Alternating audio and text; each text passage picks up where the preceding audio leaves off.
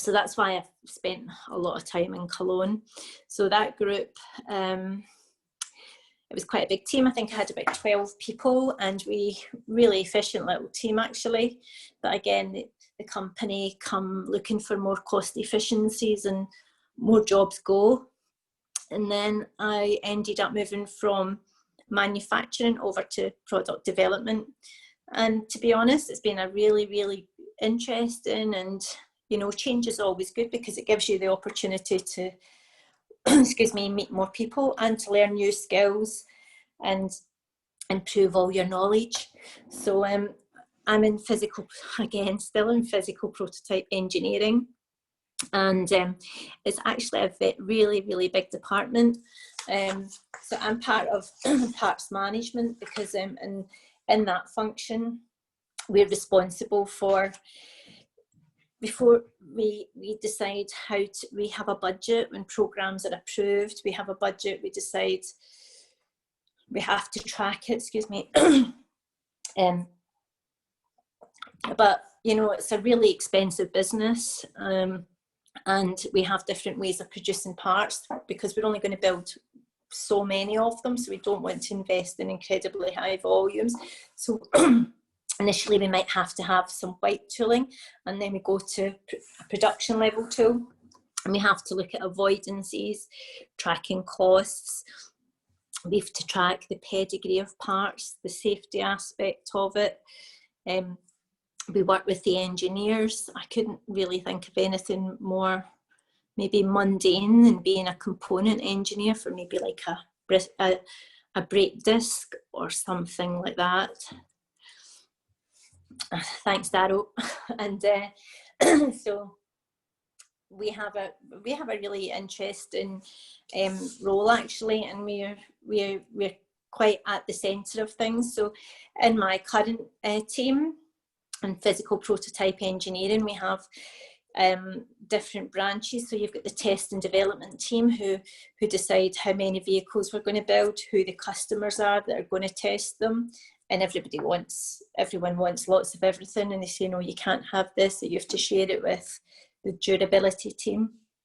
And then we've got the pre-build team and the build management teams who do different functions. We've got and we've got our own workshops, and we can build you anything actually. We can build rapids out like sand casting, and they can make anything you wish, or they can make it out aluminium, steel, whatever, but they can only make small volumes. So we have to, we talk to all those different groups, and obviously whoever holds the money, they have to justify it. So it's actually quite an interesting job, and I've done that for a couple of years now. But when you work in quite large companies, there's always a lot of change.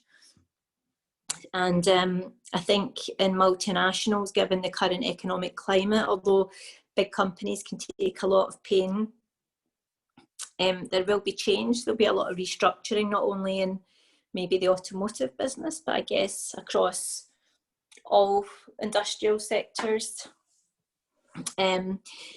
So, excuse me again. So when I was thinking about having a chat with you guys, I thought about, well, I mean, I don't really know what you intend to do in the future with your careers or your what you're studying. I don't really know, but we were maybe going to touch about, you know, the women in engineering, and you know, how prominent are they? And when I started looking at it, there aren't that many women in engineering, and I'm thinking, well, why is that? And there's some quite interesting statistics actually. So less than 12.5% of engineers are women. This is just in the UK.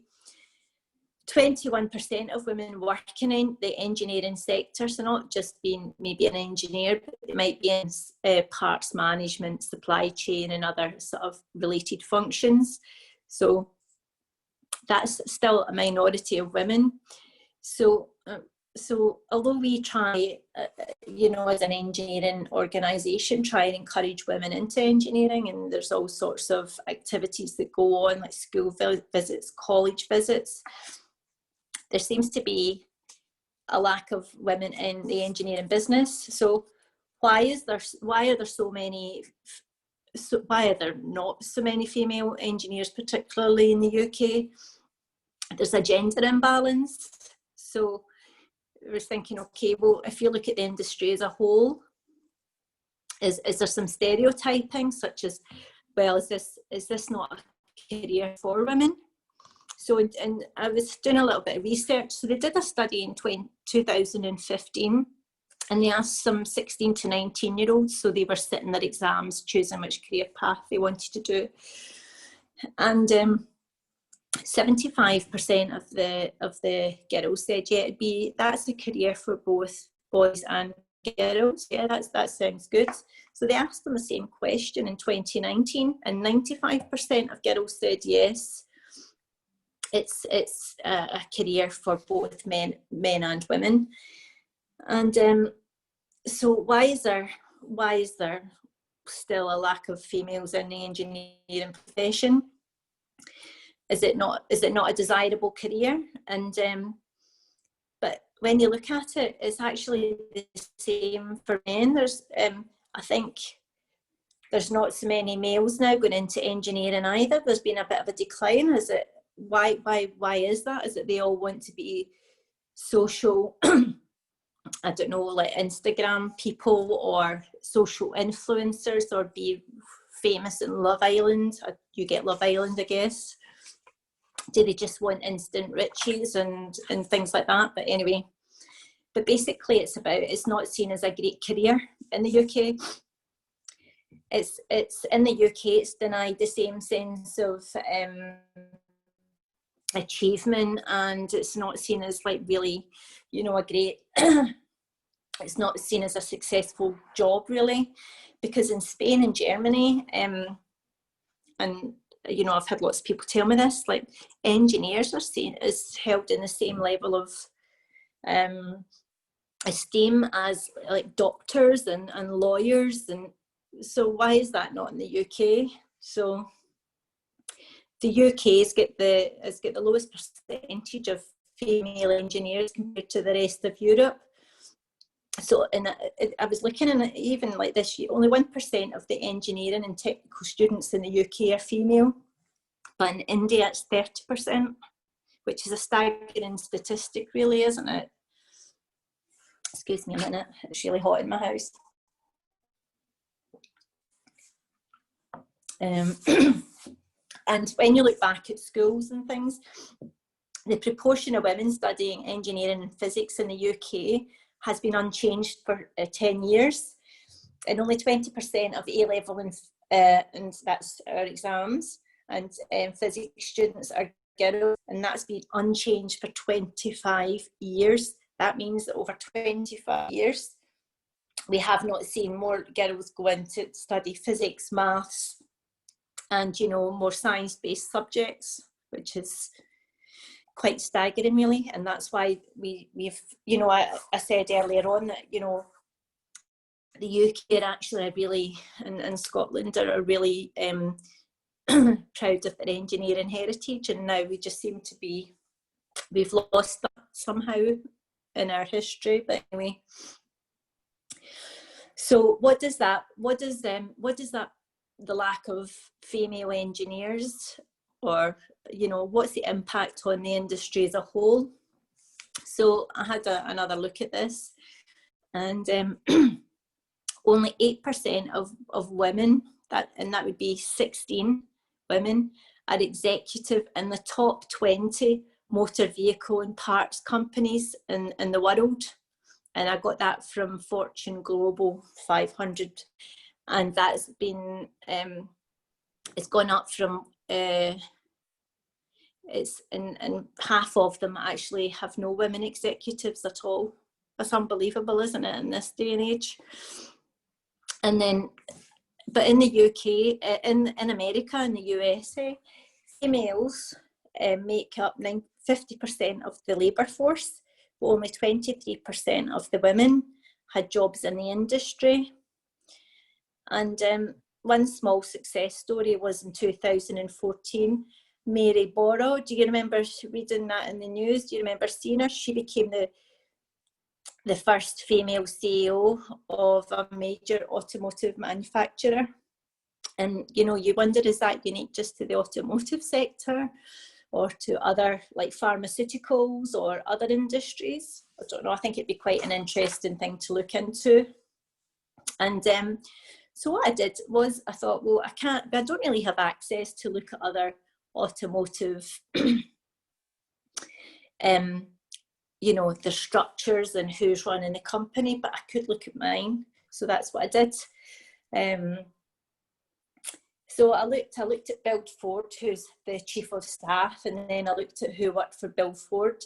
So there was 4 or 5 people, and I found one woman who's like a director of, I don't know what she does, I don't know if it's public relations, and there was a secretary, and the rest were men.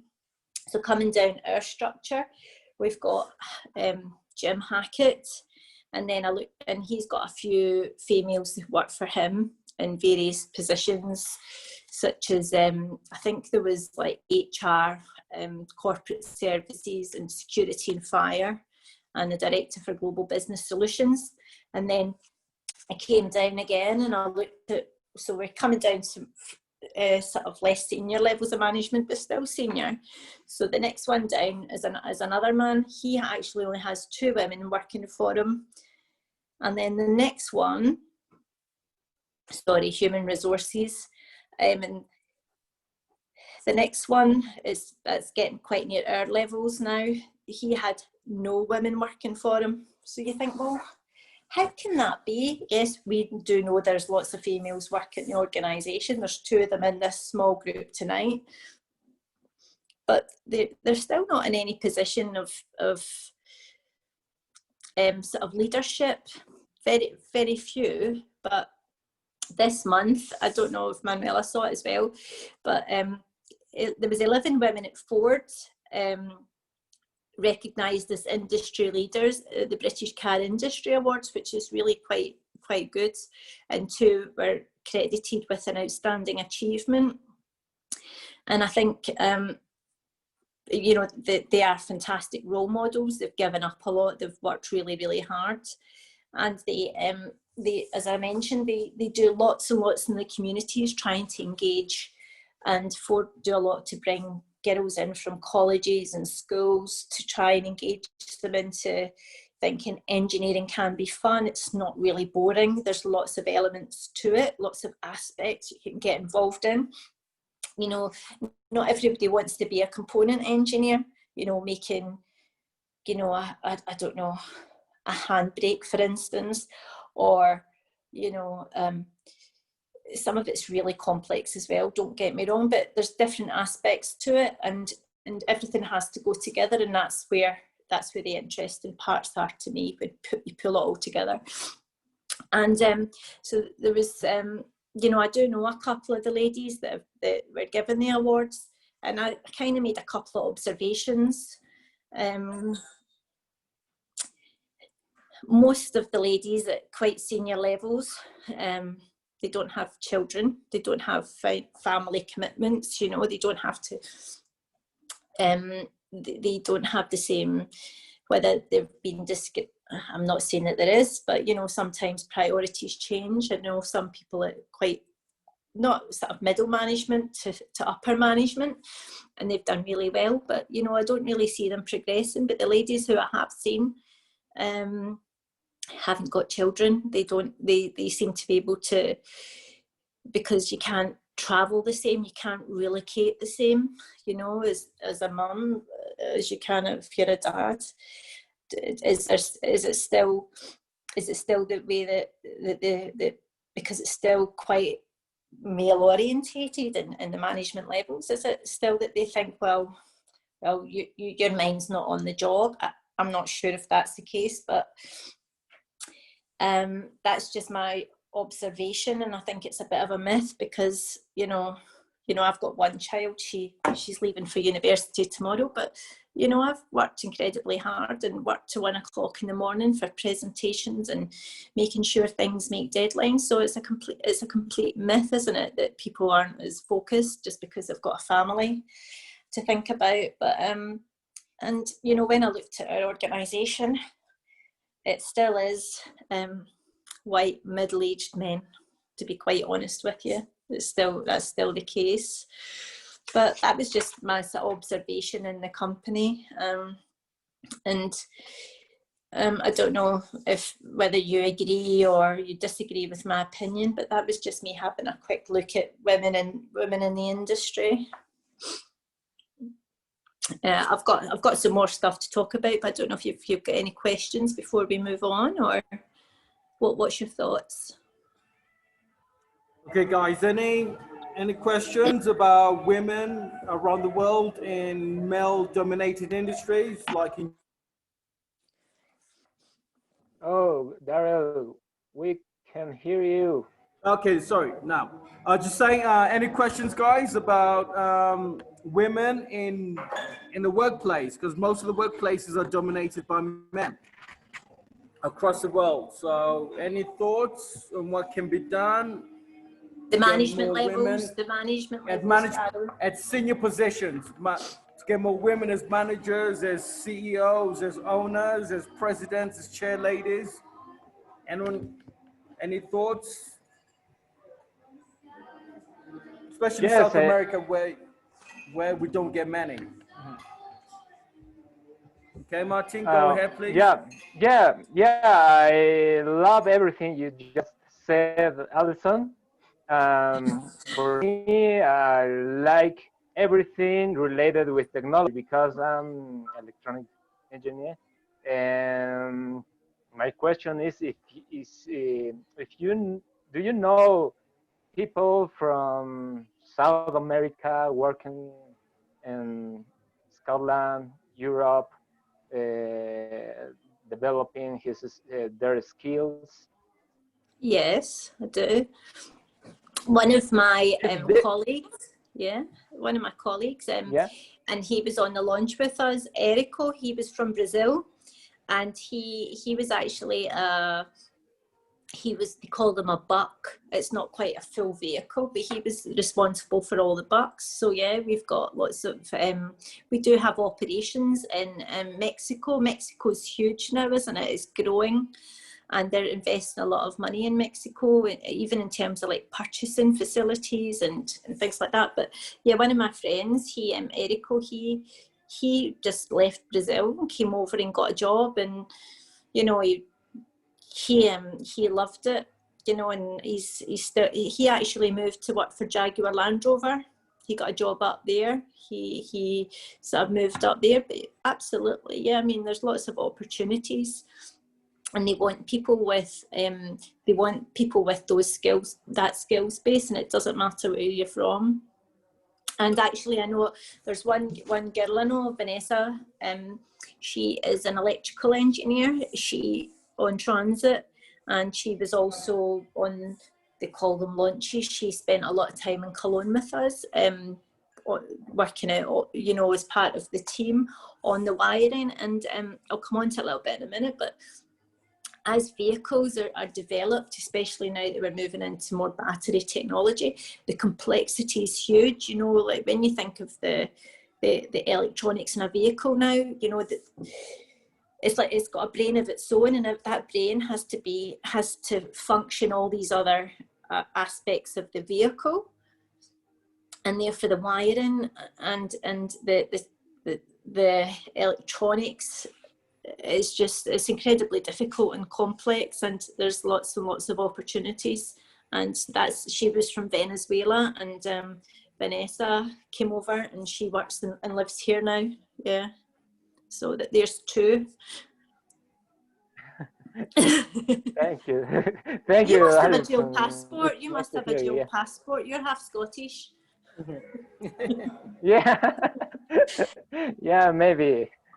So yeah, that's link with lots of opportunities. Absolutely. Yeah. Maybe I need study and in a school, high school or university, and degree of technology, then to work in Europe. Yeah, there's lots of opportunities. You know, as I said, like Ford and Jaguar Land Rover used to, we owned them, but a lot of our engineers left and went to Jaguar Land Rover. A lot of people go down to McLaren. You know, we've got McLaren, the sports cars as well, and well, we don't, well, as is Ford, but they're built in the UK. But lots of people have left and gone down to McLaren to work. Different kind of environment, but exciting. So there are lots and lots of opportunities if that's what you want to do. You just have to think about the way to do it and how to do it. But yeah, there's always graduate recruitment programs. You just have to look. If you need some help, let me know. I'll be happy to help you. Thank you, Alison. Thank you. It's Thank not you. a problem. Any Girl. help and support. I don't know about that, but any help and support, you know, I'll be happy to give it. Yeah, that's the point of networking, and it's to help people achieve what they want to do, you know. And you know, if that's what you want to do, you put your mind to it and you can. So let me know. I'm going to send Daryl some information anyway, I think the keywords and things, but Daryl's got my contact details. It's more than happy to help you. Okay. Thank you, Alison. You know, a lot of people associate Scotland with being angry bunch of people, right? But you're a nice person. That's not true. It's a stereotype. I think they all think they're funny. Oh, they all think they're really funny. Yeah, it's a misconception. Yeah. So yeah, you're totally differently. Oh, thanks. Does anyone else have any more questions? Thank you. I said we have another Scottish person online. Emma, can you tell us where in Scotland you're from, please? I'm from Hawick, Mm. in the borders, just south of Edinburgh. Okay, so we've got 2 Scottish people for you guys, 2 for the price of 1. Okay. I think our weather's better down here. I'm in New York. I'm in New York. Oh, you lucky dog. How No, lucky not really. are you? No, I was in Scotland last month. Oh, so was I. Okay, excellent. Wow.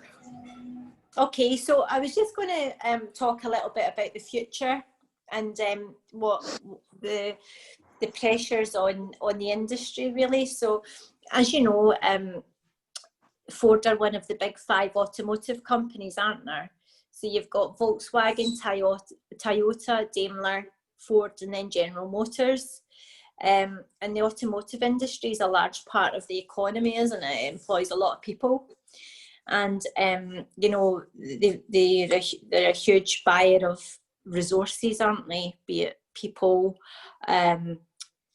aluminium, steel, everything, you know, components across the world. So, and also we use lots and lots of freight carriers. Our shipping and logistics is extremely complex, you know, just to ensure everything's just in time. And to me, I've always found that the interesting part as well. I liked it because it was a little bit stressful, I suppose, but there was always a panic, there was always a rush because there was always a drama. So, the thing is,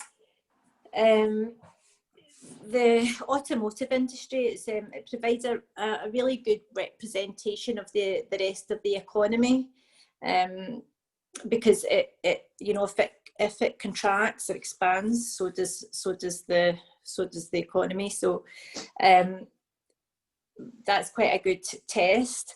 So the thing is, the automotive industry is really quite susceptible to like shocks, like economic shocks. So, you know, government policy, global disasters, trends in the industry, and the geopolitics. So there's been some quite interesting, I mean, we just have to look recently to see what's happened with COVID-19, how that's affected business. Fortunately, Manuel, I'll tell you, we've all still been working. We've got products to deliver, and we haven't slipped any of the timing, but you know, that's had a huge impact, and people have had to find other ways to do things because you know, air freight's different. You know, a lot of our parts are sourced from China or Turkey, and everything's got to be quarantined and it's got to sit, and a lot of suppliers were closed. We've had major issues, but we've still kept going. So that's just one thing. We've also had global disasters. We've had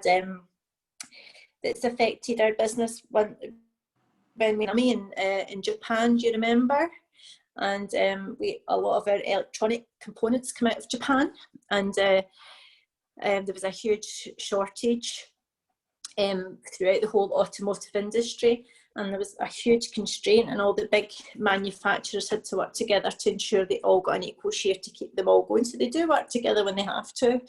And also trends in the industry, and you can put trends in the industry and sort of government policy together, because I mean, we've got climate change trends, haven't we? How do we address pollution, emissions, and you know, that's very prominent now, isn't it? It's prominent in the UK, it's prominent around the world. So and then of course you've got the trends in the industry and what people want. People want electric vehicles now, don't they? That's, you know, everybody's trying to get into that market. I think we've been a little bit slow, and people like Toyota have done really well. We've kind of been a bit late, but you know, we'll get there. And so like the UK government said, we have to have the last hybrid and diesel vehicles must be off the road by 2035. 2040 was going to be too late to reach their zero emissions, carbon emissions by 2050. So they had to reduce it by another 5 years. But the Labour Party, one of our political parties, have said absolutely no, we have to do it by 2030, which is 10 years from now. And you think, how are we going to do it? And they're saying, oh, it'll create jobs, it'll cut carbon and reduce emissions, because that's the big thing about diesel, isn't it? But the Society of Motor Manufacturers have said it would be devastating on the industry as a whole. So I suppose everybody's got an opinion about pollution and what they want from the market. Do we want to be using more public transport? Do we want more smart mobility? Do we want to be on electric scooters, or do we want a complete, you know, electric vehicle that we'll be plugging in everywhere? So so what are Ford doing? They've said we will, in our portfolio, we will offer an electric alternative to every product we've got. And I'm currently working on this is what we are doing just now. We are working on the fully electric transit vehicle. And it's been extremely complex, I just said, because of all the wiring. It's been extremely complex because of the battery. These batteries are massive. And of course the frames it sits on, and you know, we're global companies, and those parts come, that battery tray, the big suspension for that comes from America, and we've had lots and lots of problems. But you know, anything that we're planning and making and committing to, Amazon have purchased that product because they realise that, you know, they have to be seen to be an environmentally aware company. So I do think electric vehicles are definitely the future. And so I was just going to tell you,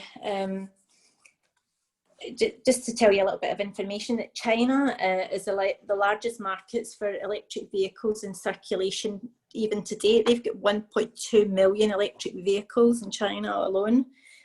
The US have got 1 million, and the whole of Europe have only got 750,000 electric vehicles, which is quite shameful considering the size of the continent.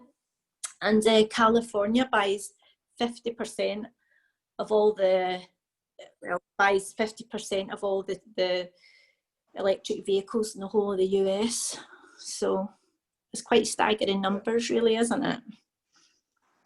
So what is the driver for it? Well, a lot of it's to do with cost. When they were first making electric vehicles. Is it the Lion?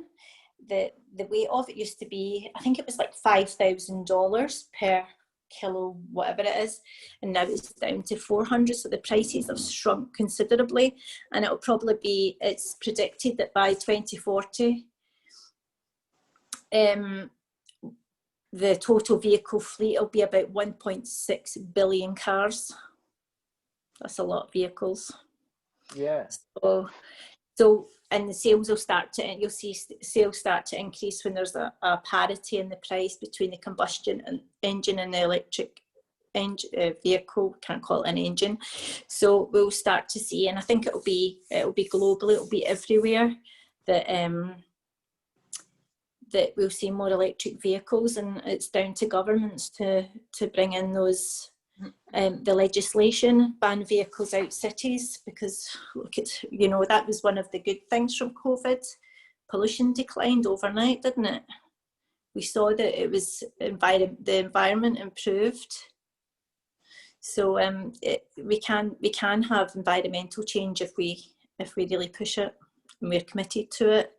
So by 2030, 50% of all the cars in Europe and China will be electric. That's what they're predicting. That's not that far away, is it?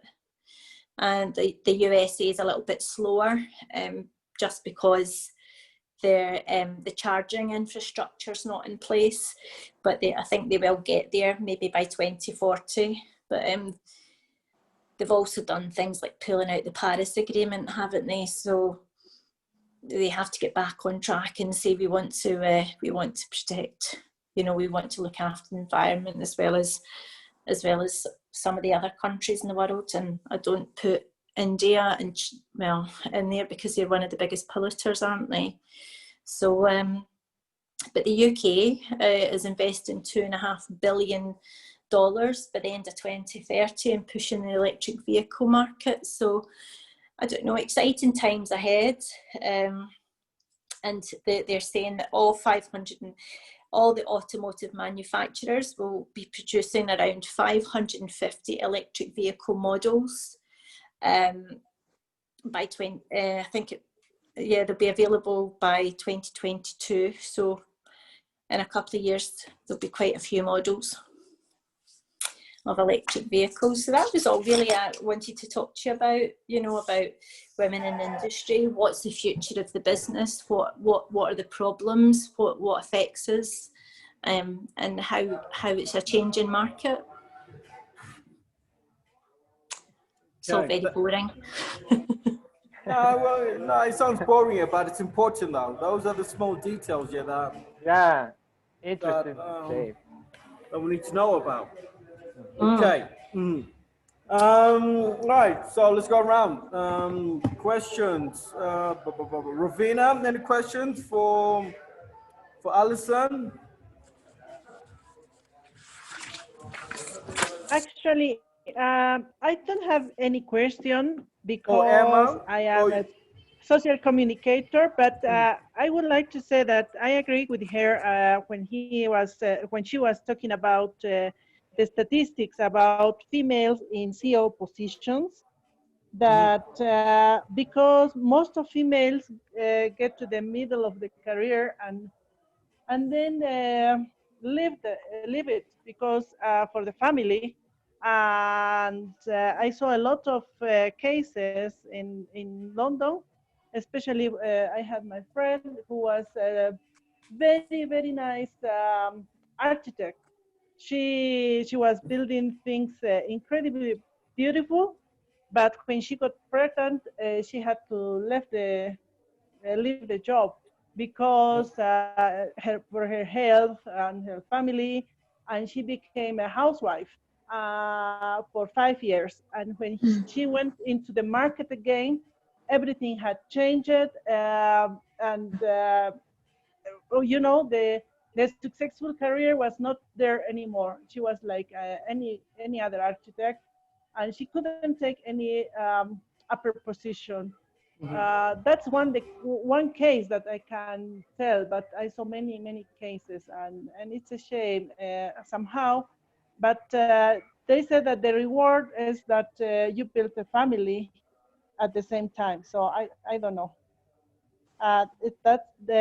That's very controversial opinions. You have many different opinions, and as you said, Alice, many women decided to not to have family in order to have a career, and I think that that kind of life is quite difficult for females. Yeah, Yep. I agree. Okay, thanks, Ravina. Yes, I mean, things it doesn't. You can ask Alison anything. I mean, I'm expecting questions about Scotland, guys. Come on, doesn't have to be Okay. engineering. All right, let's go around the table. Let's go, Andrea. Anything you like to know about Scotland? Scotland is famous for a few things. For his country, I would like to know about what is your favorite food of Scotland, and when you are happy, where is the place that you want to go only in your country that is very special for you? Ah, that's a really good question, isn't it? So first of all, my favourite food from Scotland. Well, it's a bit tricky because I'm a vegetarian, but you can get the vegetarian option of haggis, so it's quite a spicy delicacy. So I do like the Scottish option of that, the vegetarian option of haggis. But also we have our own bread, or you know, different countries have different breads, but we have a really nice plain loaf. I like that bread, and Emma will know what that is. And I love like some of our cakes. We have better cakes, I think, you know, like Empire biscuits and snowballs. And I'm actually from Uddingston, so you know, Tunnock's caramel wafers and tea cakes. You know, remember those? So that's where I'm from, but I don't really eat those. So I do like her. I think Scottish food's probably quite similar to English food, but I think we have better chip shops, fish and chip shops. So that would be my. What about you, Emma? What's your favourite? Oh, I What like do you haggis. I like pies too, steak pies. I Right, like my guys. pie. I like my pies. Could you explain what haggis is to the group? So it's not done in the traditional way now, but it used to be sort of, it was all bits of offal, wasn't it? Like, you know, the leftover cuts of the meat, and they used to soak it with some spices and some oats and things, and then they used to put it traditionally in a sheep's stomach and sort of boil it, but now it gets put in plastic. But it sounds disgusting. Have I missed anything, Emma? Maybe a little bit of blood? No, I'm not sure. really. It's just like tiny pieces, chopped up heart, liver, everything chopped up really tiny, mixed with spices and oatmeal, and then it used to be stuffed in the stomach bag and boiled. Sounds disgusting, but it's lovely. It's good. It's really nice. Okay. And yeah, It's no worse than the peanut soup that you have in Bolivia now. Come on. I'm glad I'm a vegetarian after all. Okay. And the other question is, what's my favourite place when I go there?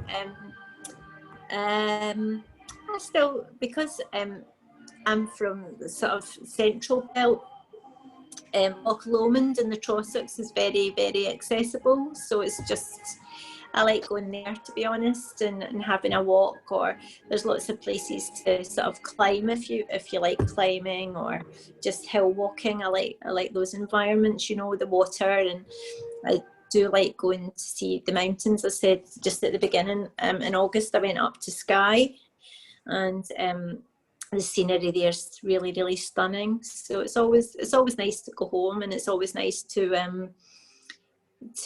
just, the air's different, the water tastes different. I think Loch Lomond's one of my favourite places, and Loch Lomond's actually it's a very, very deep loch, which a loch for everyone, it's just a big body of water. It holds more water, I believe, than all the other lochs and lakes in the whole of, I think, Scotland and the UK. It's so, so deep, and it's also very, very cold. I think that might be true. So yeah, it's a beautiful part of the world. Okay, thanks, Andrea. Great question. All right, Jimena, I know you have desires to go and study in Scotland. Any questions for Alison or Emma? You can ask them about the Scottish universities if they're any good.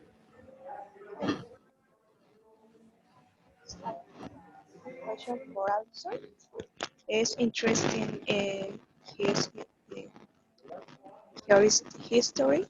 Uh, what was the hardest experience that you had in relation to being able to leave jobs with men? The sound's not very good. Could you ask that question again? It was kind of breaking up a little bit. Sorry, I'm middle in a meeting. What was the hardest experience that you had in relation to being able to lead jobs with men? Oh, that's a really good question, actually, isn't it? I mean, to be really honest, most of I've been like the supervisor of the group, and most of the guys that have been in the team have all been men, and I've never had any problems ever. But I think when I was younger, I'll give you one example. I went to India to work for a little while, and we were in this little office, and one of the Indians kind of think that you're there as the secretary, or you know, and that's not just me that's saying that. So one of them said to the guy I was with, is she going to take the notes? And he went, no, I'm not here to take notes. I'm here to ask you questions. So I think I was probably a little bit, not offended, but I found it quite an eye-opener that somebody would first of all say that, or assume that because you were a female that you were there just to take notes, as in just do the admin, and that's just not the case. But generally there's never any sexism, to be honest, or there's nothing in the open. I don't think there's any discrimination. I think I've always been, respected and treated properly. And so, to be honest, I can't say that I've ever been discriminated against or had any real difficult situations. But that's a really good question. It is. I can add on that because we're working in the same company. At Cologne is really famous for his gay parade. Christopher Street Day is really big here in Cologne. And in the company, when I'm going to work, I know a lot of people which are gay or lesbian, and that is not an issue in Ford. You can tell the people there is a big diversity group which allows that everybody can express that he lives together with a woman or a man. And I find that is something really open-minded, and it is not normal for a company. I know a lot of German companies which won't accept that. But in Ford, it's really fair and open-minded that you can express that you love a woman, man or woman. Yeah, that's cool. Yeah, and Ford do produce, Daryl, as you know, they produce magazines. It's now all online, but they're very proud of their participation in the carnival, aren't they? They have their own floats, and they, the big fiesta that was on top of the building in Cologne for the Gay Pride March, they painted it all, didn't they? And they did it all, and they're very, very proud. Yeah. So they are very, very inclusive, and I think that we've moved on, and I've not witnessed any discrimination or anything, be it gender or your sexuality, definitely not. But I think the world's moved on, and there's other things to think about than what somebody does or who they're with. But no, I think Ford are very proud that they are forward thinking and inclusive. That's true, definitely. Okay. What do you think from your experience, Dara? What do you think from your experience from when you worked there? No, I think everyone gets an opportunity, male or female. There's no discrimination. I think most of my managers, my supervisors were women, and that's because you were in finance. Well, that's true, yeah. Well, but from what I've seen across in engineering in Cologne and both in the UK, I think if you're good enough, you will get promotion. So there's no issues. But this is just Ford though. So in other companies, it could be slightly different. Maybe in the city of London anyway, when you're working for these big corporate financial institutions, that could be different. Because in Ford, you've got the unions, so the unions are there to protect you. So that could be different across the board. In Ford, in Ford, it's inclusive, and I think generally in manufacturing industries that are protected by unions, women can grow. Yeah, that from what I've seen anyway. Mm-hmm. And I think especially now, when times have changed and everyone is a bit more conscientious about things, there's loads of opportunities for women to go straight to the top. Definitely. Not straight to the top. I guess they stopped somewhere in the middle of the management. To an extent. Just knew a few, like Bob or Casey O'Callaghan is meantime a senior and executive and whatever. But in Ford, it is that way that mainly men holding these positions in management. But I have to be fair.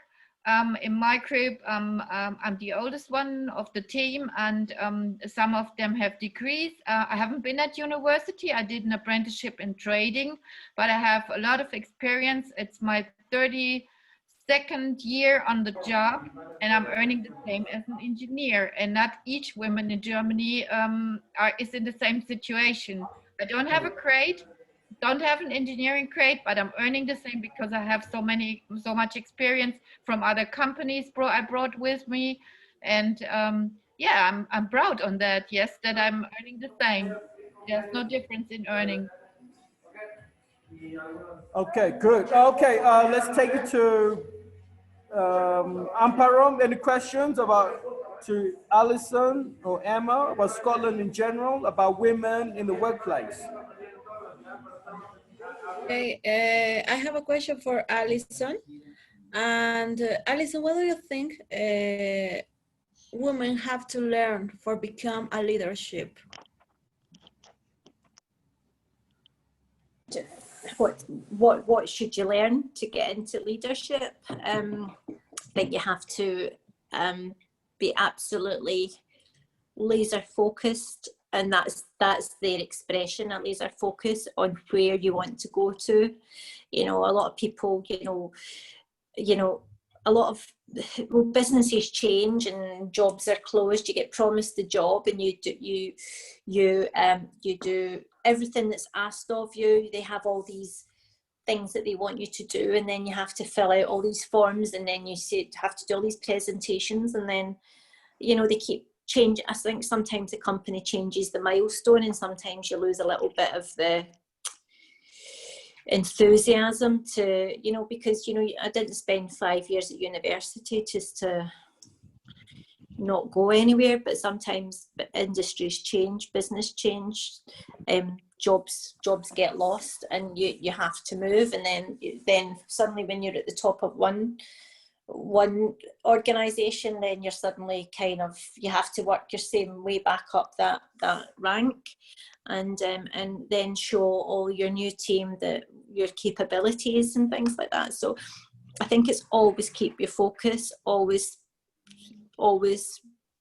believe that you can do anything that's asked of you, and I think it's be fair and treat people properly. I think there's some people out there that aren't particularly nice, but they're remembered for not being particularly nice. So yeah, just keep a focus on what you want to achieve, and I'm sure it'll come. But I think sometimes you lose the enthusiasm, but if you keep going, you'll get it, definitely. That's good. Excellent. Yeah. Grina, over in Peru, anything? Questions for Alison? Emma? Anything you want to know, Grina? What? Thank you for the time. Well, hear me? Yes, we We can can. hear you. In my country, not quite easy for women to develop a lot. I'm going to say you, for example, my experience in my family. In my family, my mom, dad not permit to study, no, because was a woman. Also, my dad not trust of me that's going to be a successful girl like that. But I have the opportunity. I studied scholarship as an engineer system. No, yes, I have a lot difficult as a woman for the job. For in public institution, first at the time, the manager that has considered that I am the woman, so I maybe I don't know able to doing. Or I am not good in the maybe in the job, but not rushing me for that. I try to work for myself. I work like independent. Also, there's not company that that's developed a lot for the technology. So it's hard to find a good job as an engineer system. Also, not a contracts that's company and the university. Anything that, or for I study also my master degree as an engineer system for manage information.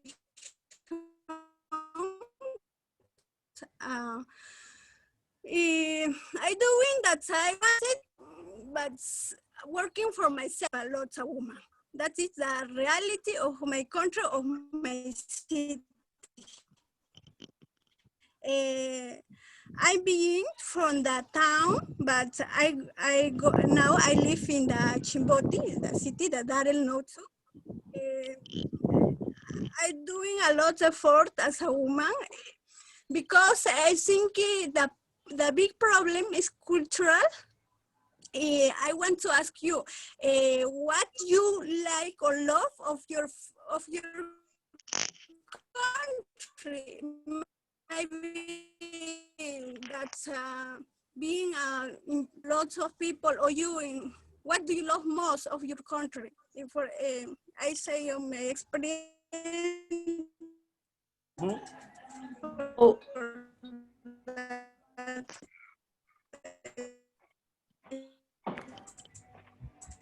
Oh, a few sound problems there, but you know, I think we got a gist. Yeah.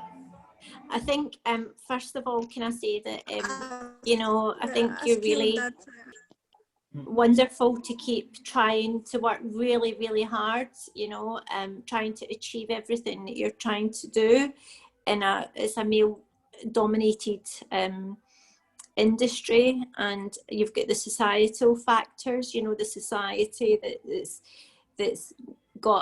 is judging you and your ability because of your gender.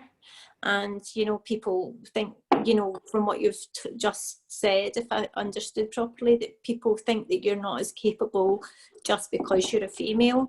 You know, that's not true. You've got to believe that that's not true, and I think that you know that as well. And you have to just trust that you can, as I said before, you can achieve anything you want to, and you can prove to them just how capable you are, and you can do the job better than anyone. And I think when you go for jobs or when you go for and you go for your interviews. You know, the main thing about achieving what you want to achieve in an interview is you go and you tell them that that job's yours and exactly why. So go prepared and say that job's mine because not only you're the best candidate, you've got the best, you know, the best skill set to offer. And, you know, if you go with that in mind, you will achieve what you want to. So just keep going, persevere, and, you know, you will achieve what you want to in the industry that you want to. It's quite sad to hear that you're being you know, you're having such a struggle. Very disappointing and quite sad to hear that you've got such a struggle just because you're female. Yeah, it's female. Then it's also like the cultural perspective. It's cultural as well. Yeah, that's the thing. I mean, like, you know, we're still developing, and these things take time. So, Brina, things will change in a generation. Yeah. Things exactly. can change in a generation, and you know, one thing about this pandemic, I think it's working conditions have changed. You know, people can work from home. We don't all have to be in an office, but it shows you that, you know, it will show that women can do the same job as men and do other things as well, like have a family and run your home and do all these other things. You can do, you can multitask. But I think given this pandemic and how the world's probably changed, I think that will create lots of opportunities, and it will narrow the gender gap. And, you know, in developing countries, it's got to. Definitely. Okay, Mariana, questions, please. Just, what is the most important in the culture from Scotland for you, Alison, or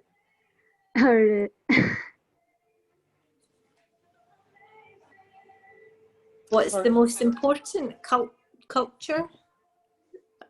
Culture, yeah. Culture, yes. I guess it's your national identity, isn't it? We're all sort of proud of our national identity. But in terms of our culture, as we heard earlier on, about the history, the richness of the history of the country, and how it's from a political perspective, it still continues to change. You know, so we're always moving forward. Scotland have got a different legal system as well to England. It has its own. It's got a devolved government now, hasn't it? So things move on, and so. But in terms of the culture and what we're proud of, I think it's our heritage, as we said before, about our what we've contributed to the world. You know, for such a small population, and you know, here is both Emma and myself. What were the chances it would be two people in the same discussion? You know, the thing is about Scottish people, they do get around the world. You'll always meet someone. So yeah. I think, and also I think earlier on it was said that, you know, Scottish people are, you know, they're perceived as being aggressive, and actually that's just not true, because actually Scottish people are really, really friendly. They talk all the time. They'll talk to everyone, you know, and I think because we are a really friendly country and people do want to talk to you and want to hear about you, I think that's something that's positive, and especially when you come down to maybe the southeast of England, it's very, very different here. People don't speak to you the same as somebody who'll just sit beside you on the bus in Glasgow and start talking to you, and you get their whole life story. So I think in terms of our culture, I think the fact that we are very, we're friendly and pleasant people, to be honest. Okay, great. Emma, can you tell a story from your country? A story from my country. Gosh. Yeah. Well, Story. I actually left Scotland when I was 17 and I moved to London. I lived in London for 14 years and I'm in New York now. I've lived here for 22 years. My childhood was in Scotland. Gosh, I don't know. We just had fun growing up. It was all, you know, we would drink a lot. We would drink a lot of, we would get someone to buy us drinks when we were like 15. And then we would go up the park and go at the rugby stand and sit and drink alcohol. When we were like teenagers and just get into mischief, just get into the sort of trouble. And, you know, we just had so much fun playing outside up the park, in the river. No computers or anything like that. No phones, nothing. We were never home. We were just out all the time. We would go home when it was time to eat food. And then we would go straight out again. You know, your mum would shout out the window, your dinner's ready. Go in and eat. Then you'd go out. It was just outside all the time, even in the rain. We would always find something to do. It was you had to go home. You had to go home when the street light came on. That's right. When the street lights no came mobile on. phones. No mobile phones. It was like, No. the lights on, I better go. And we would have fun knocking on people's doors and running away. Knock, door, run. That's right, yeah. and bad things, but I won't even say that. No, we won't. Great question, Mary. All right, let's get to us. Basilio. Hey, Basilio, my friend. Any questions for Emma, Alison?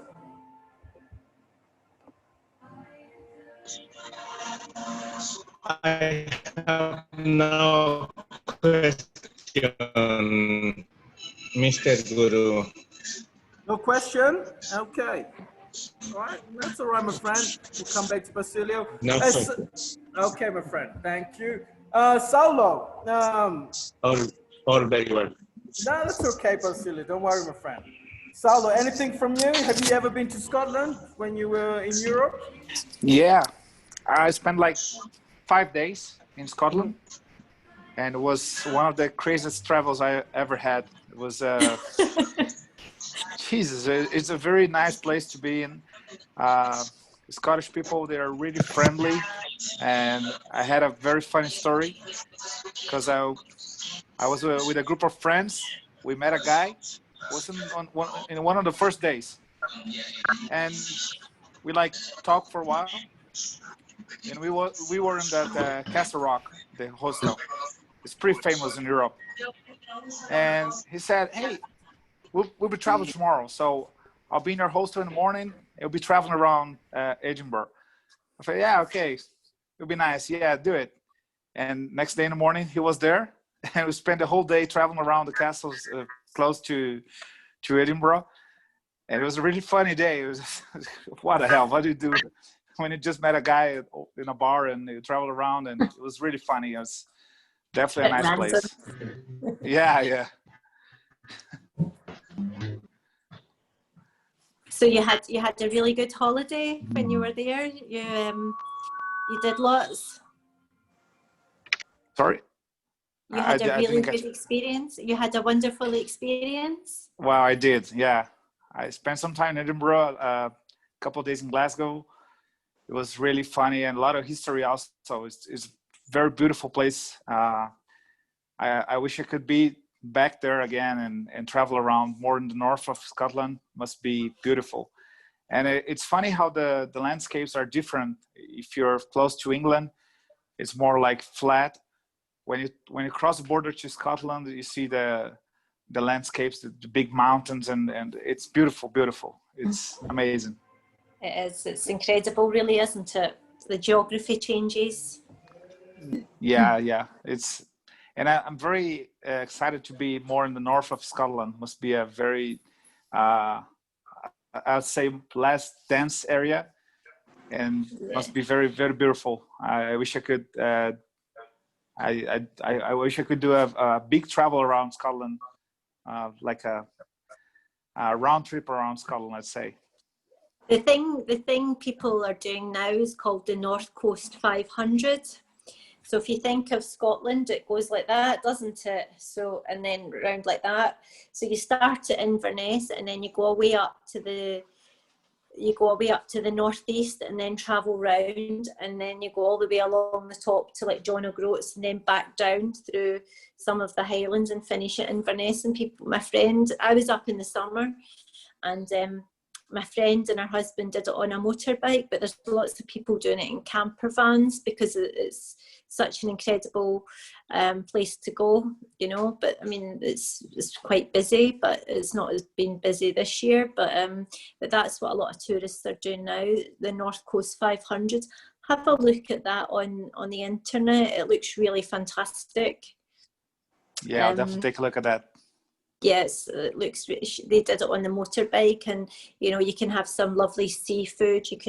The sights are spectacular. And when I was up, I met my friend just in a place called Forres, just north of Inverness, and you know, we did some like white water rafting and things like that because of the rivers there, and at the same time in some of the other rivers you've got the salmon jumping as well. So there's lots and lots going on. So. Should be a little bit cold, I think, for. Yeah, I would know that. I know you get a life jacket and a wetsuit to go on the raft, but it's incredibly deep. But it was a really good day. But lots of people go shooting, you know, shooting game like deer, and a lot of people go fishing. It's a big business there, isn't it? So we met some really nice people in a bar, and who were very, very posh, and they were on the big estates fishing. So yeah, it's amazing who you get to talk to, isn't it, when you're out and about, because just all good fun. For sure, yeah. I've got some funny stories of travelling up there when I was young as well, but that's for another day. But I'm glad you had fun. Wow, definitely did, yeah. It was pretty good. Fantastic. Well, make sure you come back. Yeah, definitely will. To Scotland, definitely. Okay. Brian. Hey, Brian, my friend. Questions for Emma, for Alison. Scottish music, is it good? Is it bad? Indifferent? Anything? Okay. Alison, your performance was good. No, it wasn't boring. I wanted to understand all, but I couldn't because I still working in my English. But my question is, what's the most interesting about your work, apart from that you told us? What's the most interesting thing?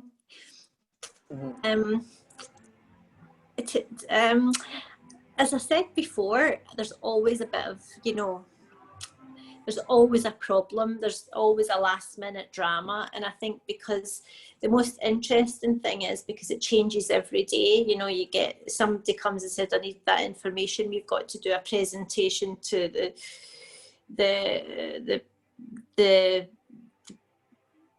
product development manager about this design, blah, blah, blah. And we need to prove this information. And have you got information? And then you go, all right, so you have to do things at the last minute. So that's really interesting from a work perspective. But I also think the thing I enjoy most of the people I actually work with. I've always been fortunate to work with really, really good people, really funny people that make me laugh every day. And so I've always found going to work to be a really, really pleasant experience. And I've also been really lucky that the company has afforded me the opportunity to travel. I went to China twice. I went to India. As I said, I spent a lot of time in Cologne. We were always near Friesenplatz and around that area and down at the Dom. It's wonderful, and I've made lots of friends there as well, and I had wonderful experiences in Germany. I've been to the carnival, and which is really good fun, and working in Genk, and you know, the people I've met when I've been traveling from all around the world, you know, when we had to go to China, and that was before they built the plants. There was some really senior, you see how the really senior people in the operations work, and what they have to do to get things done, and it's incredibly interesting. So I think for me, the aspect of the opportunity to travel, the opportunity to learn, the opportunity to meet really interesting people, and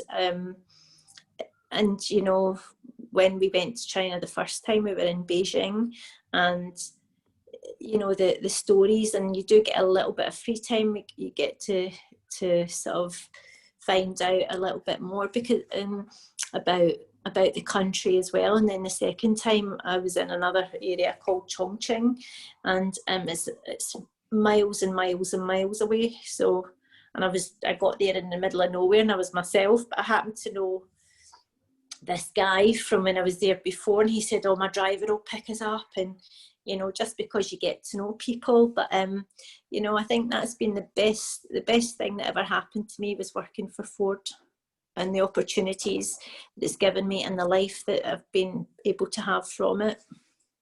It's been a really happy time for me, generally. That's good. You are a lucky woman. I'm lucky. You know, I mean, obviously your working life, there's highs and lows and bits of stress, but generally, you know, Ford are a fantastic employer. You know, and Dad will tell you that as well. You know, we have our own site gym that you can go to at lunchtime or after work, and they provide gym classes. We have a big test track. They do test track walks or runs, or you know, they do all family days. They have days where they have the racing team come in, and you can see all from the motorsport. They come in for the enthusiast day, don't they, Daryl? And they do it in Cologne as well. So you'll see the races going around the track, or sometimes on the family days they'll put you in like a McLaren or an RS, a Focus RS, or somebody maybe got an Aston Martin. And you know, it's a really good company. They do try to, and we also had centenary days. They spent lots and lots of money with singers, and you know, they had the air ambulance drop people in and all the rest of it. It was, you know, they are a really good company to work for, and I think I've been really blessed, if I'm honest. Okay, so Alison, you're giving Ford an endorsement there. So the question the guys would like to know, any opportunities for people in South America to work for the company? Like we've got people from Peru, Brazil. Saldo already works for Ford. What can the guys do? Martin, Green, Amparo, what can you do? I think Ravina, should they want, and Brian, and Andrea. Apart from engineering, what else do Ford offer? They offer opportunities, it's not just, and it's not just engineering though.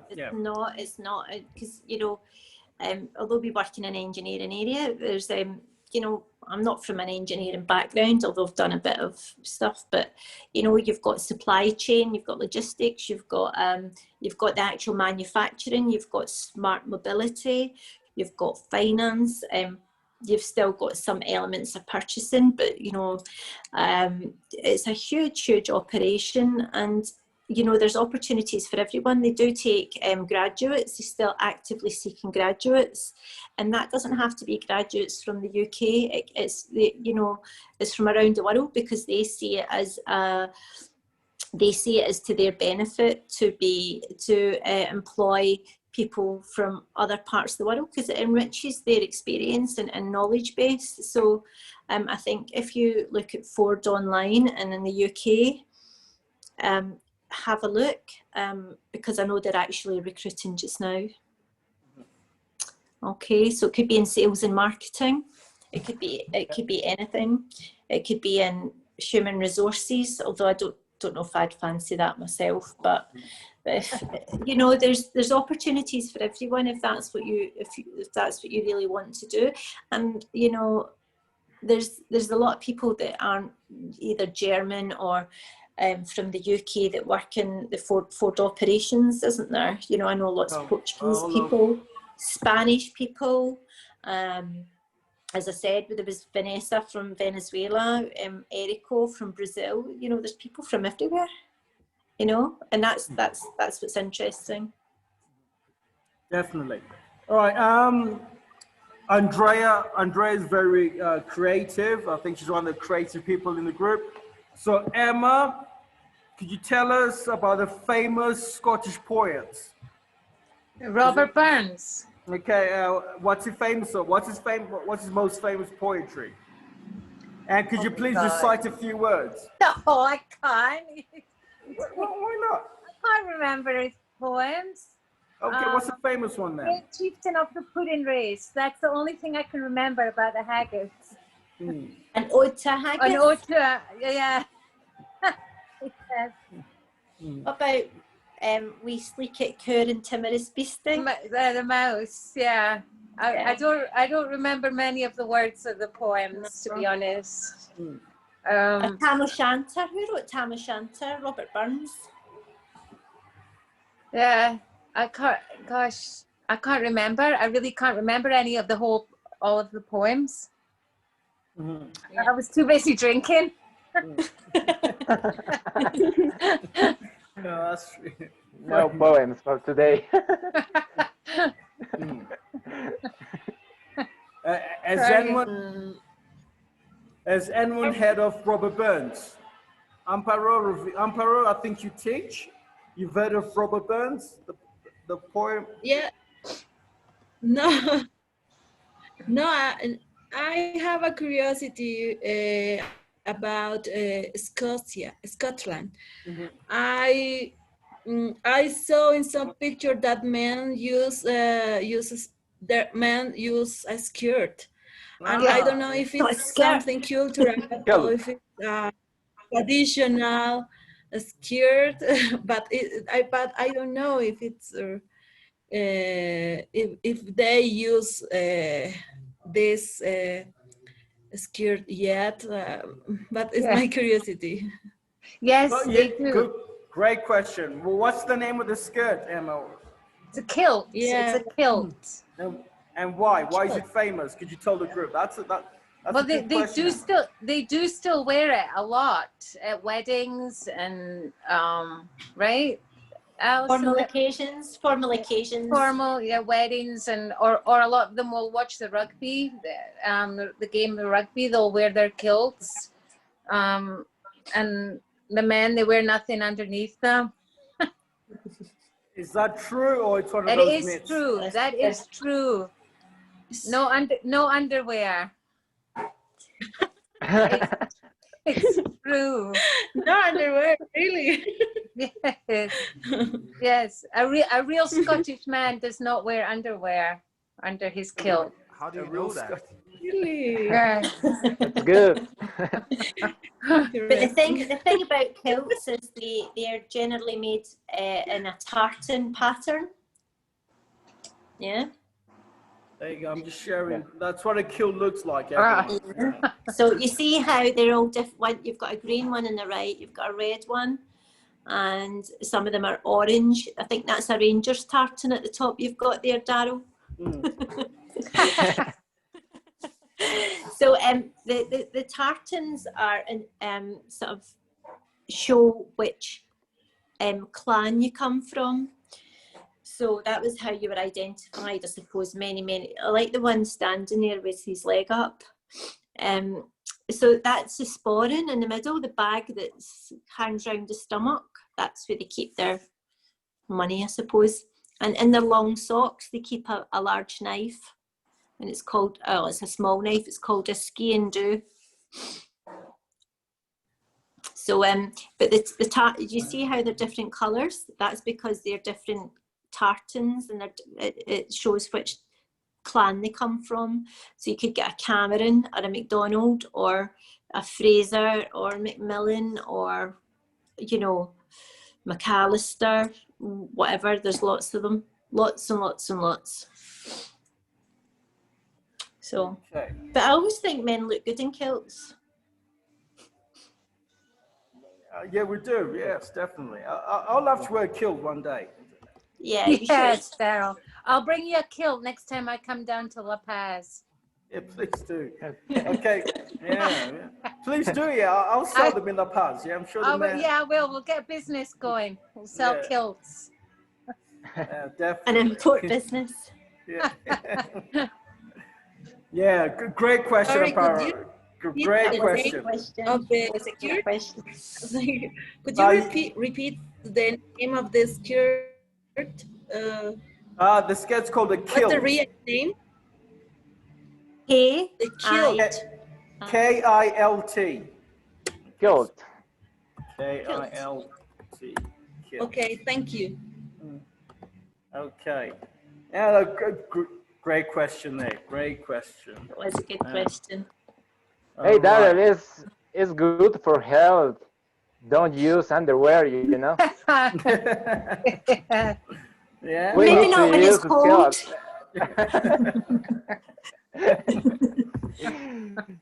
I think kilts will be popular in La Paz, but yeah, where it's too cold. I guess you really have some Scottish roots.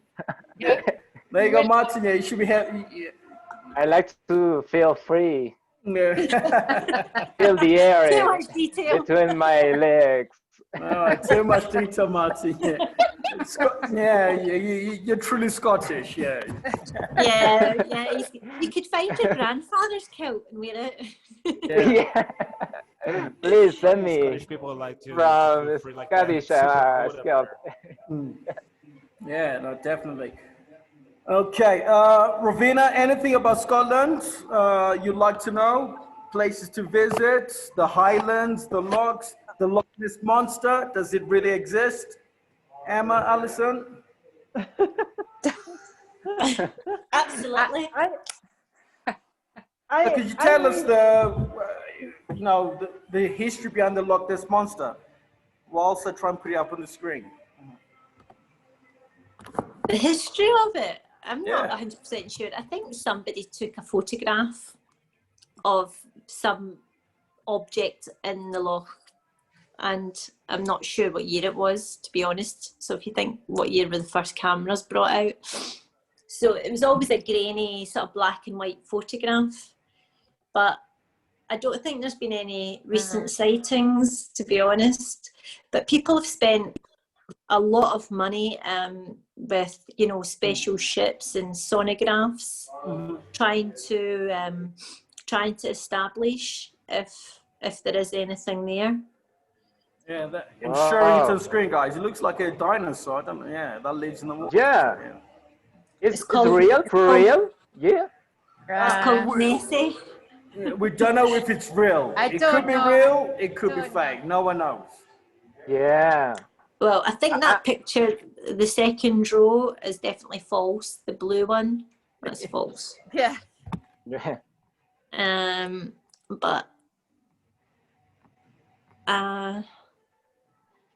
yeah, so I mean, like, Emma, Alice, when you're growing up here, what are the stories you guys get told about the Loch Ness Monster? Loch Ness Monster. It was just in books, in children's books and stuff. You would read about the Loch Ness Monster when you were a child. It was in books, and then, you know, I grew up thinking it was real, but then I don't now. Nobody really knows if it's real or not. Maybe somebody saw something or not. I don't know, but I think, gosh, a lot. It's been a myth for many years. That's haggis. Yeah, so this is the famous Scottish food called haggis. What is that? Haggis. Yummy. You don't just eat it on Too its much. own, Daryl. Show them the I picture think too of much. the mashed potatoes and the, well, we call it turnip. English people call it sweet, but it's actually mashed turnip, isn't it? Haggis, tatties, and nips. Neeps. Neeps. Nips. That's turnip, yeah. But it's actually a really nice dish, isn't it? It's really, Yeah. really nice. It's Yeah, nice it's from the lovely. chip shop too, deep fried in batter. And You can get what about pizza. the fish and chips? What about the fish and chips? It's a hot dish in Scottish, I think so. It's good. It's yeah, fish and chips. It's the UK. All of the UK fish and chips. Oh, okay. In England, I do always it. think, sorry Emma, that Scotland always have really good fish and chip shops because Yeah. most of them are run by Italians, and they seem to make, it's true, they seem to make the best batter. Yeah. And I always think the Italian chippies are better. Definitely. Okay. Wow. I know everyone wants to know this question because Scotland is a home of whiskies. So what's the best whiskey in Scotland? Alison, Emma? Ooh. Oh God, I'm not a whiskey drinker, but single Really? malt. Single malt. No, Daryl, I don't drink whiskey. I don't think you've ever seen me drink whiskey. Maybe Okay. everything else, but not that. And Alison, if you had to buy a present for someone to say, okay, a taste of Scotland. If it was me, what would I buy? A nice single malt, but some of them are quite strong. They've got a lot of peat in them, like Bowmore or Lefroy. But I did have a nice, when I was in Skye, I thought I'll have a Talisker, and that was really nice. Yeah, Talisker was lovely. But you get Macallan's a really famous one. Yeah, that's expensive. Really nice one. Yeah. Yeah, you get lots of a lot of whiskey's only made for the export market to like the Far East, and the Americans love whiskey, don't they? Yeah. But I don't really think there is such a thing as a bad bottle. I think it's just taste. But I would probably pick Macallan or something like that.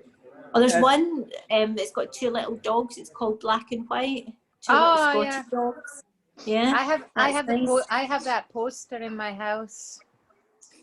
And also Hague Dimple's nice, isn't it?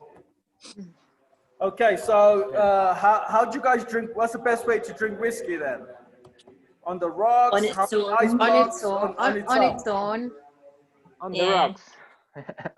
Okay, South America, Bolivia, Peru, you've been told how to drink whiskey on its own. Not with Coca-Cola, not with water, just maybe one ice block. Yeah.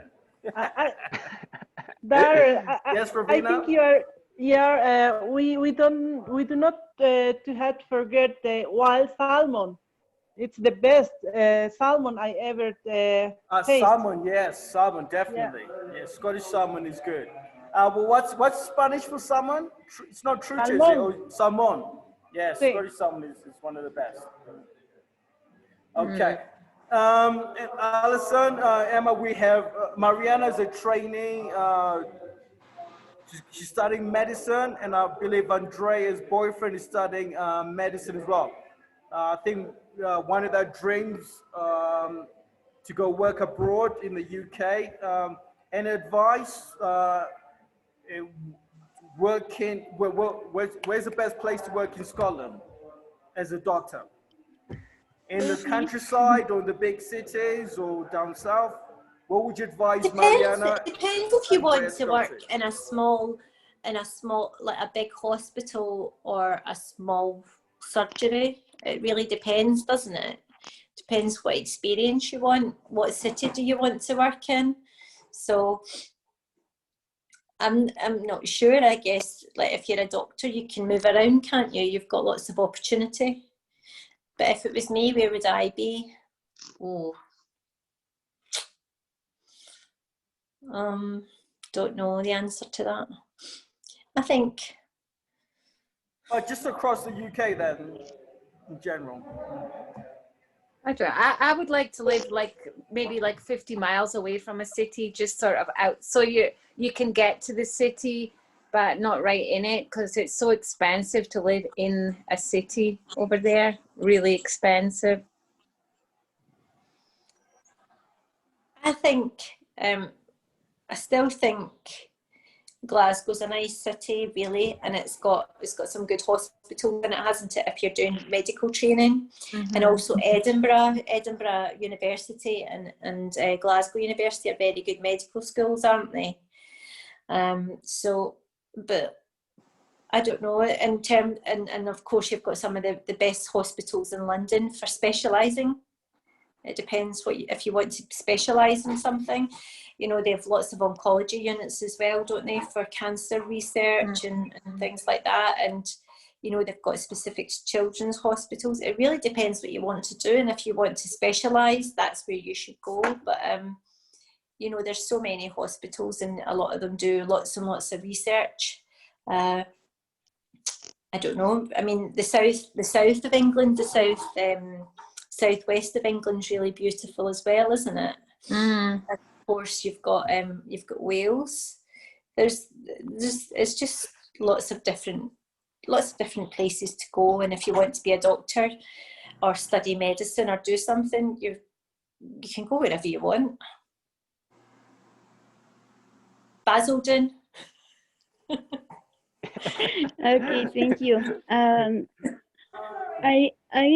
I'm most interested in oncology, pediatric, because right. I am survivor cancer. Oh, wow. And I like the all about cancer. I want specialists in oncology. Wow. Wow. Well, what a fantastic, brave woman you are. And if you want to specialise, I don't know. I mean, my mum worked in the Bateson Oncology Unit in the Glasgow Western Infirmary. And they looked after lots of people, and they have a great unit there. But there's lots of oncology units, but I'm really not sure where the best ones are to study. I think that's something you would have to investigate. Yeah, no, definitely, guys. I mean, the shifting program is open, and I did send into the WhatsApp group the lady who helps in Bolivia, who gets you access to the British universities. I'll share the contact again, don't worry. But yeah, definitely, Mariana, that's something you should look into doing, because in the UK and Germany as well, in Europe, they put more money into cancer research than in South America. So you can have access to the best professors, to the best technology, to the best access you can get to improve your skills as a cancer research doctor, analyst, or whatever you want to do in future. So if I was you, I'll look into that, definitely. I'll look into going to the UK or Europe or Germany, because they put more money there. Because like cancer, I know in Europe is one of the biggest killers anyway. So, and the governments put billions or trillions of money into the universities, into the cancer programs, into the treatment. So definitely for yourself, I would advise you to have a look into that. And yeah, I will send you the ladies' details who works for British universities for you. Okay. All right. Martin, Brian, music-wise, man, you know, we need ask the girls here, who's the best Scottish singer? Who's the best Scottish band ever? Yeah, man, you're the music man, Brian. You're the group's music person. I like Celtic music. Celtic music, I think, is very popular. Yeah, Celtic music. Okay. Yeah, it's good, isn't it? And also they have their own dances. Yeah. So if you go to a ceilidh, you have to like dance up and down and listen to what you're told to do. It's really good fun. But Celtic music's nice, isn't it? I don't know much about Celtic music. I don't know any of the groups, but I do like it. I've got to say, I like listening to it. It's easy listening, isn't it? Yeah, sure. Yes, I like the bagpipes, guitars, flutes, and I don't know, but I think Celtic music is connected with the nature and the air, nature. I don't know. Yeah, well, the But Celts were Christians originally, were they? They were very much connected to the land, as you say, and they were, you know, they're an ancient tribe, aren't they? And we've got Celts in Ireland as well. Oh, eggs. Yeah. Scotch eggs and shortbread. Oh, I love shortbread. Yeah. I love Scotch eggs. I made them. Yeah, it's very famous. It's called eggs. That's with the sausage meat and then deep fry them. You love deep fried food? Yeah, I do. And a pie, you're definitely Scottish. If you love a pie and it's everything's deep fried. Yeah. And the chip shop. I like my pies. Yeah. Any other types of music that you like? Any other groups? Clanadonia. Clanadonia. I know Clanadonia. Yeah. They are fantastic. I've seen Clanadonia in the city in Glasgow once when they were when Glasgow held the Commonwealth Games a few years ago. Okay. And it was so well organised. We went to some of the athletics. It was wonderful. And I think Mo Farah refused to run, but I think Usain Bolt ran. I'm sure he did. But it was really, really wonderful. And in the city, you would have, during the day, there was lots and lots of things going on. And you'd see all the athletes out during the day walking around just with their little badge on and their tracksuits so you knew which country they were from. And it was so friendly and it was safe as well, you know. And all the public transport was free to go around everywhere. And of course, Clanadonia were playing in the city. And those guys are amazing. It's just the size of like the drums and the bang. Amazing. I like that. Yeah, they are fantastic. And of course they've got their kilts on, haven't they?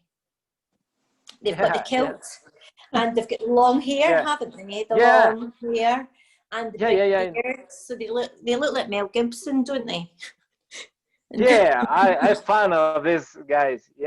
I like because playing in the streets.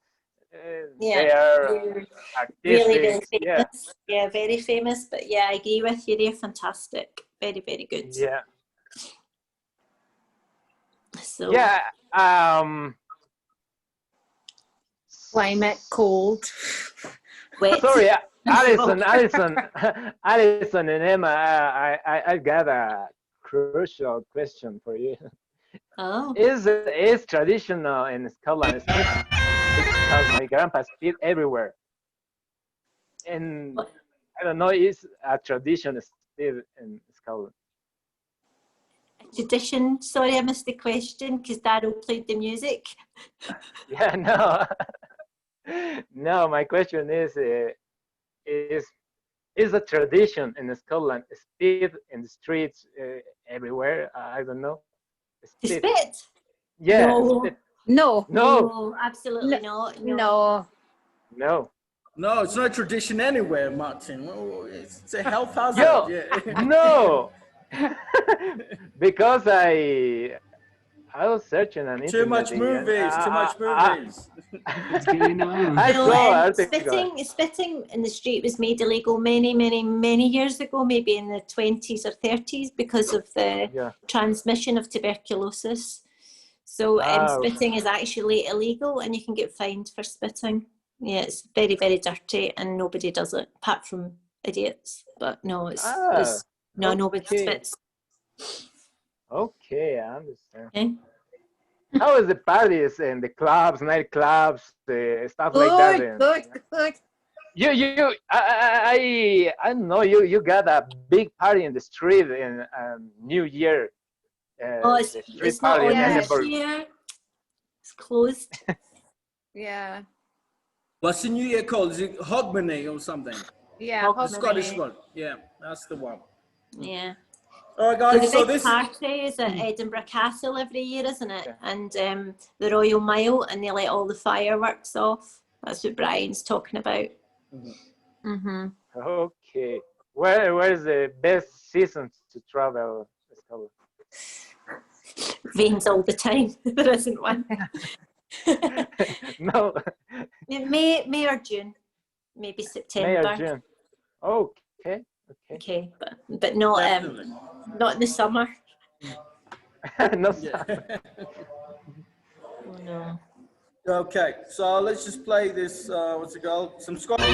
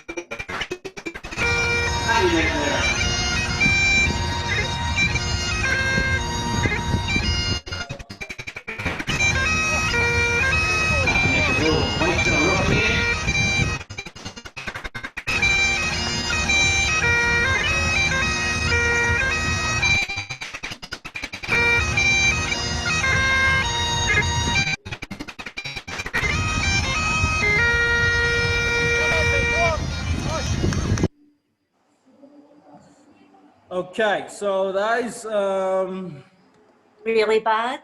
Yeah. Yeah, so well, thing is, well, it's not bad. Well, That was Bolivians, really Bolivians bad. have got Bolivians have got what's it called? There's a big dance culture here, like in traditional dancing. So Bolivians, tell me, you've seen Scottish dancing. What is it similar to? Corporales, Morenada, Tinku, I don't know.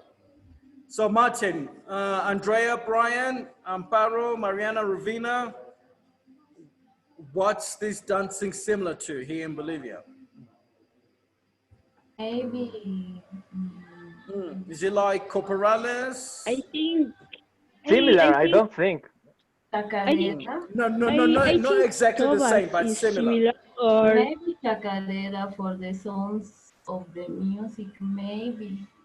Tobas for the dance are similar. I don't know exactly. Okay. And Amparo, what's similar? What Bolivian dance is similar to Scottish dancing?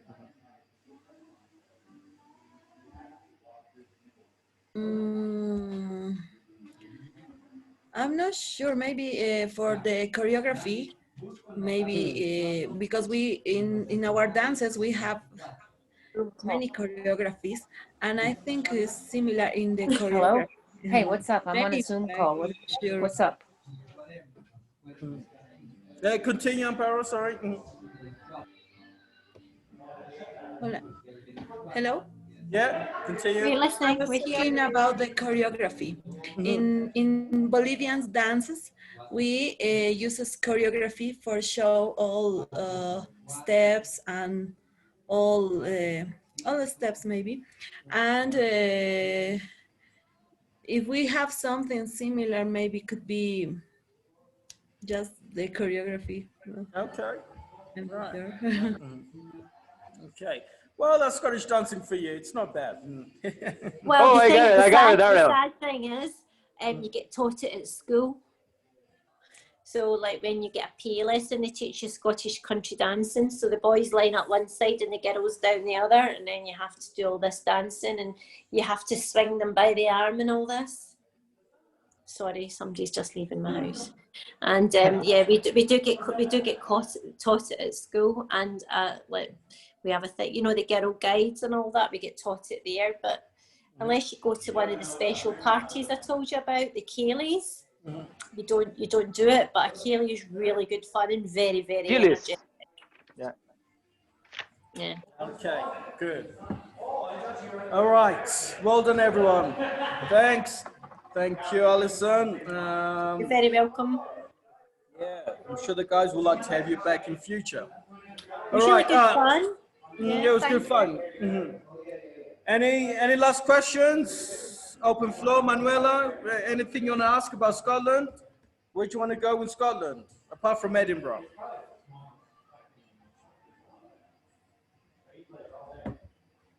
Manuela, we can't hear you. Excuse me. Yes, as I mentioned already, I would love to see Fringe Festival. I guess that's great. That's a good one. And I've got a question for Emma and also for Alison. When you compare London or New York with your homeland, with your roots, Scotland, what kind of thing do you miss most? Is it the whiskey, or is it the pubs or the people, like the kindred spirit? What is it? The nature?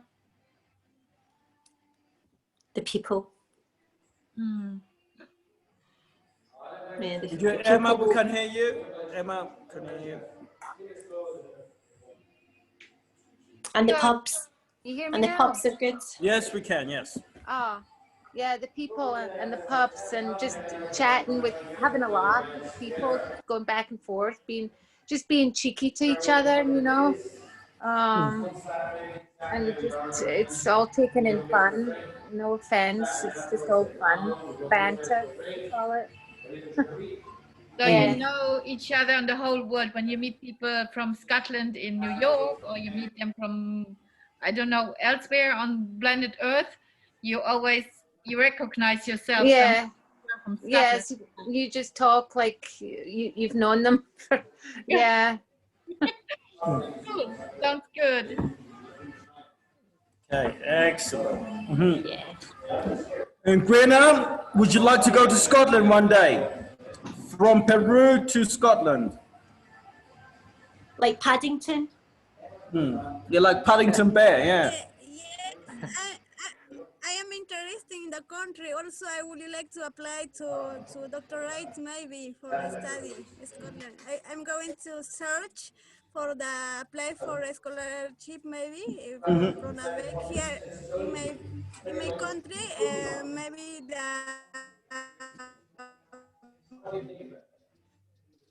scholarship from government. I have to search for the university for the scholar. Okay. Yes, I would like to know about the Edinburgh, the city, the capital of the city. I would like to know more about the country. Maybe say me more about it. All right, I think who's closer? I think Emma, you're closer to Edinburgh. No. Who's closer to? Who lives closer to? Who's from? Well, Emma, didn't you say? Emma's from the borders. That's far away. Yeah. Or Alison, could you tell Gwynna a few facts about Edinburgh? What it's like, the weather. You recommend me to study maybe? What time they start the class there in Edinburgh? What time? Well, normally the universities start in September, October time. So now the universities in the UK are just starting the next intake.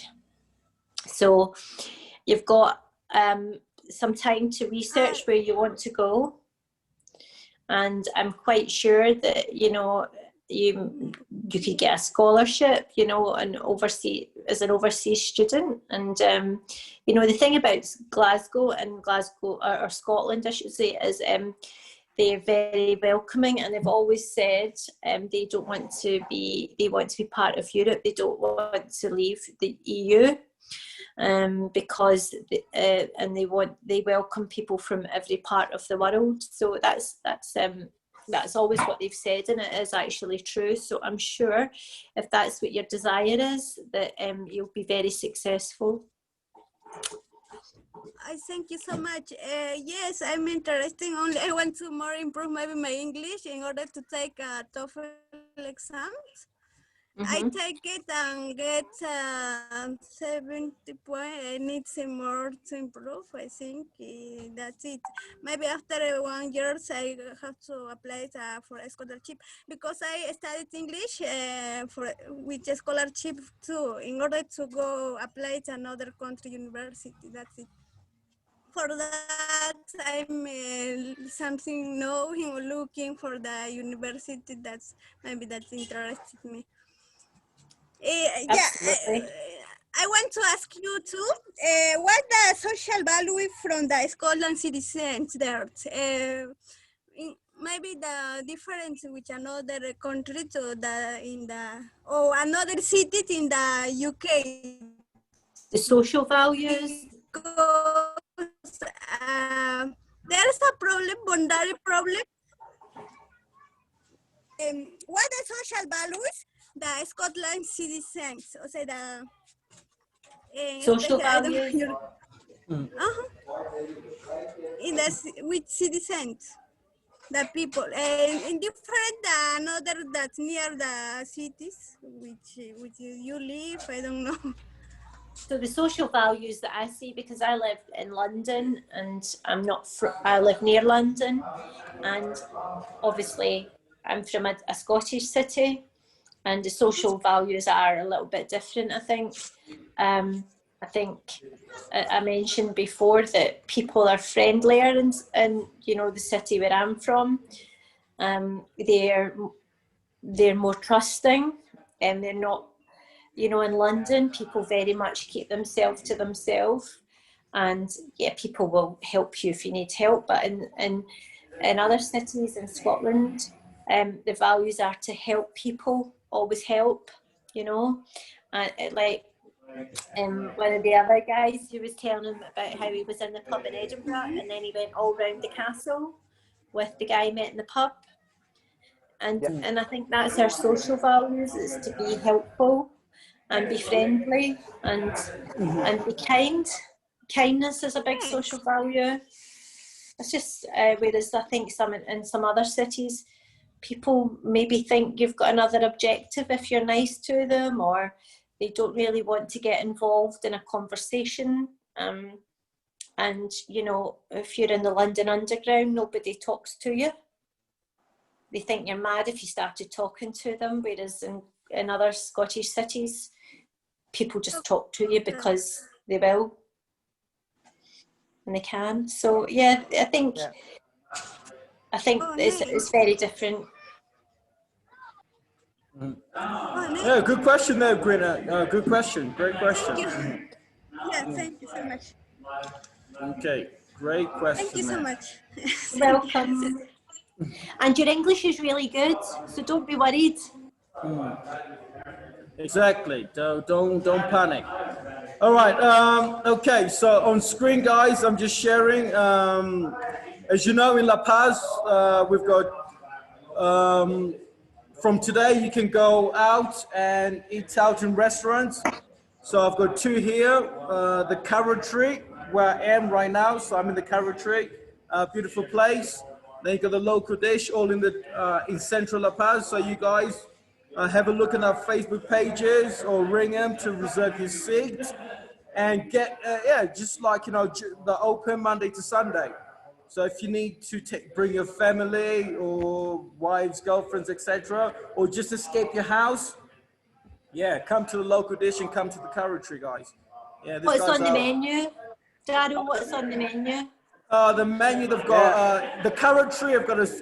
They've got a Bolivian burger. It's got the tricolor. It's 3 different burgers with the Bolivian flag. So you got the yellow one, you got the red one, you got the green one. Then Cool. then the local dish, the guys specialize in alpaca and llama hamburgers and curry. So you should try a curry llama. A llama curry or an alpaca curry at the local dish. Delicious. I'm a vegetarian. I'm not eating that. Well, I know llamas and alpacas are cute, but the meat is quite good though. Yeah. You know, in the UK, lots of people have got. There's lots of alpaca farms around where I live for their wool. Yes, and Really here too. popular animal. Yeah, very popular animal here too. Yeah. And they do vegetarian options, by the way. So I know. All right, I'll get the next flight. Okay. I wish I could come. They do vegetarian options. Don't worry, guys. All right, guys. Thanks. A great pleasure. Well, things I have to say. Thank you to Alison. I know back home it's nearly 11 o'clock at night. Yes, it is. Exactly. So I mean, she spent nearly 3 hours with us guys, and it's a Saturday. I'm sure she's got better things to be doing on a Saturday night. But hey, you know, drinking and going to the chip shop. Go get a pie. Get a pie. She chose to spend time with us. Emma's arrived because we're on the same time frame.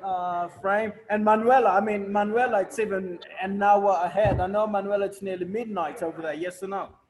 Yeah, so thank you to Manuela for joining us again on the Saturday. I'm sure the guys got better things to do. No, they don't. It's lockdown. Be safe. Stay at home. Yeah, it's scary out there. So again, many thanks to Alison for myself. You're more than welcome to join us, Alison, when you're free. Yeah, anytime you want me to, I'll investigate Edinburgh trips. It's called Old Reekie, Edinburgh, and it's because it's smelly. Smelly Edinburgh. Okay. All right. Smelly Edinburgh. Okay. Yeah. Bye, guys. Thank you very much. Thank you. Thank you, Alison. Thank you, Emma. Thank you, Emma. Bye. Bye. Thank you. Thank you, everybody. Bye-bye. Buenas noches. Bye. Bye. Next Saturday. Bye-bye. Bye-bye.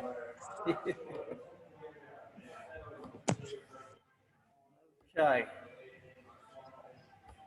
Yeah, bye, darling. Goodbye. Take care, Gwynna.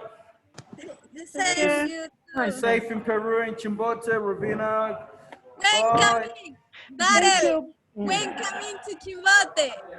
Yeah, soon. Yeah, I need to go visit the schools. Yes. Bye-bye.